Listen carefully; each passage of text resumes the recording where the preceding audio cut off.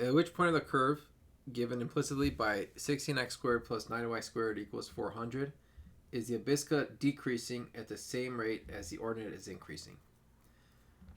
So first, the abscissa is the x-coordinate, so that's another name for it, and the ordinate is the y-coordinate. So we have the abscissa is decreasing, so that's a derivative. Abscissa is x, so that means dx over dt is decreasing. So this means that dx over dt has to be negative. And the ordinate is increasing, that's dy over dt, and because it's increasing, that means it has to be greater than 0. So the question is, okay, I guess the rate is the same rate. So you know you're going to have an equality, dx over dt with dy over dt. But here's a problem. This is negative, dx over dt is negative, dy over dt is positive. So what we need to do is put a negative in front of the dy over dt to make these make sense. Because a negative times a positive is a negative. So that's why I have a negative in front of the dy over dt. So now I just take the derivative of 16x squared plus 9y squared equals 400 with respect to t and get 32x times dx over dt plus 18y times dy over dt equals 0.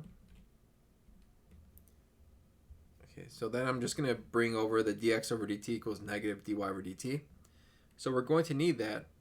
But first, let's subtract both sides by 18y dy over dt. And now we can eliminate the dx over dt with a negative dy over dt.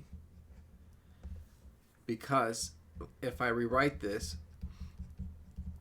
with the negative being in front of the dy over dt, we have dx over dt is this thing, negative dy over dt being this thing. So negative dy over dt, I could just rewrite it as dx over dt. And so these dx over dt's are going to cancel. And I'm left with 32x equals 18y. And at this point, I can divide both sides by 2. And actually, not only divide by 2, but I can divide by 32. But I broke it down in a couple steps, but you get x equals 9 over 16y. So now I know what x is in terms of y. Let's just plug that into the equation. So x is just 9 over 16y. So we're going to square that. That's going to be 81 over 256y squared. And now I need to multiply by 16, but 256 is 16 squared.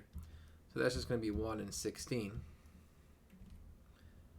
And now I'm just going to bring the y squared together. So 81 over 16y squared plus 9y squared is just 225 over 16y squared.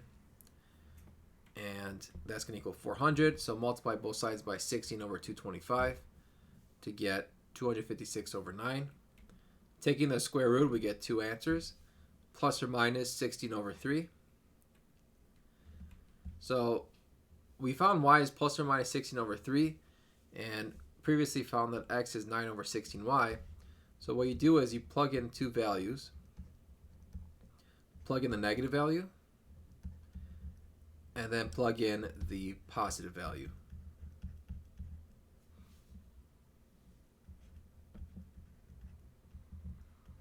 So when I do that, that 16's cancel in both cases, and then you have 9 over 3, that's just 3 and 1.